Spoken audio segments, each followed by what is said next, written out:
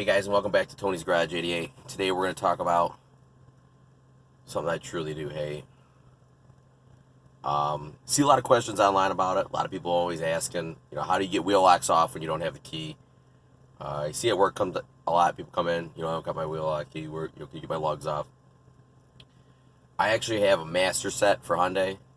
Cost me a little bit of money, but so if it's a factory Hyundai kit, I usually can get it off, provided somebody didn't over torque the shit out of it. There's two different ways the way I used to do it and the way I do it now. Like if an off-brand comes in or something, like where my keys don't work, we have a shop special tool that has it's a cone with some splines cut into it. You beat it on with a hammer and it usually breaks the lugs free.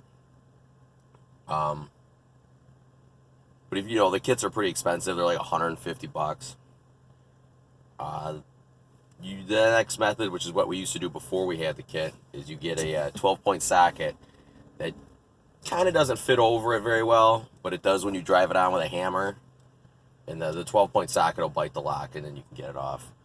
Actually, my 2001 Bullitt has a set of wheel locks on it. I bought it a year ago. There's no key in the car, so I'm going to have to go ahead and get those off.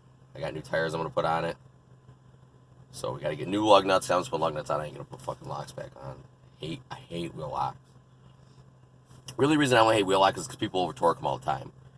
You get in the air, you're doing a rotate, you hit the lock, and it's frozen, and you don't want to keep hitting it with an impact. A lot of people, they'll drive it, keep hitting it with an impact, and that'll actually strip your key out and cause you, all the aggravation. So that's why, like, when you put a wheel lock on, it's very important that you torque them on. Lug nuts in general need to be torqued properly. I don't understand why people think 32 Ugga-Tuggas with a half-inch drive impact is okay, because, the customer's never going to be able to get the tire off if they have a flat tire.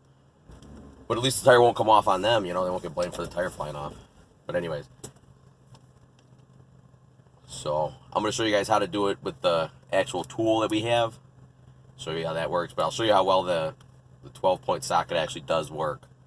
The only problem that you're going to run into is once you drive the socket onto the lock, is you have to get the lock out of the socket. If you don't have a vise or a way to hold the socket and to actually drive the lock out of the socket, that's where it's going to be difficult. I mean, you can buy 4 sockets, but that's going to get a little pricey. I mean, if you can find a decent socket for like $5 each, I guess it's only going to cost you $20 to drive them out. You don't want to use your good sockets because you're going to destroy them. Unless you know you can get them warranted. You're going to drive it on, and it might slip a couple of times. It might take 2 or 3 tries to actually beat it on. But I'm going to show you some tricks to help get the socket to bite and stuff like that when we go to take them off the Bullitt. So,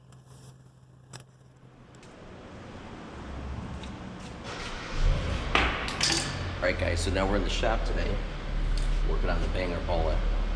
Got our 19mm 12-point socket, and all you do, drive it on your wheel lock. Make sure you don't hit your rim.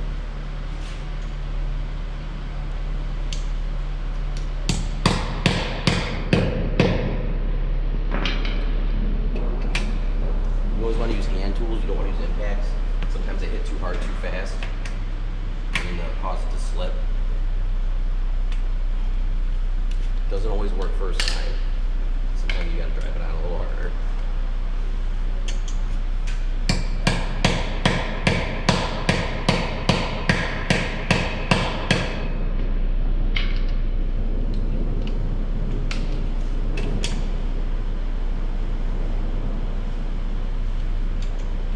This one's a little tighter.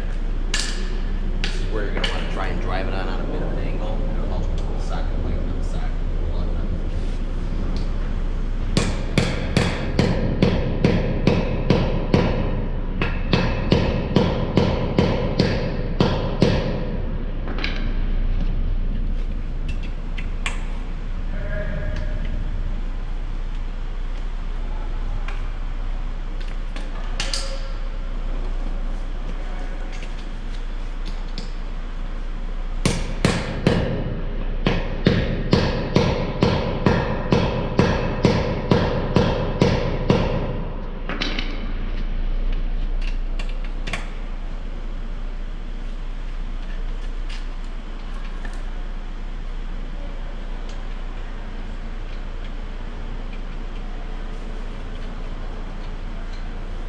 Luckily these aren't crazy over torqued, so they come off without too much effort.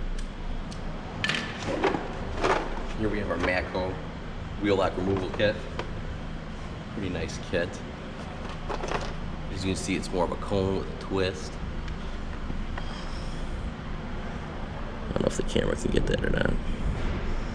Anyways, comes in different sizes. You just gotta find the one that fits just over it. These are a little nicer because they stick out farther, so it's easier to hit without hitting your rim. Drive it on.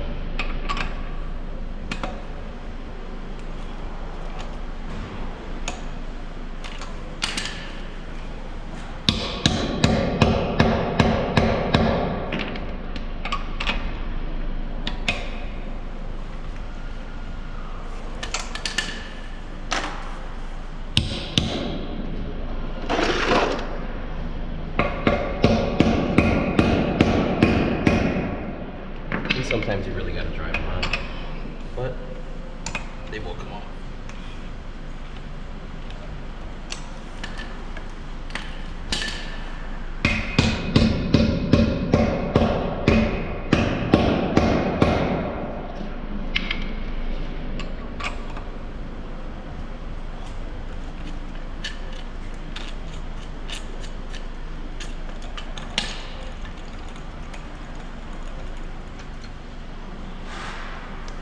You have the same issue where you have to try and get the wheel lock out of the tool, where you're going to need a vise to drive it out.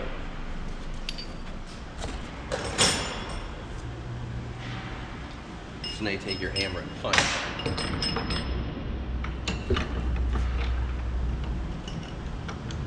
You want to just support the socket.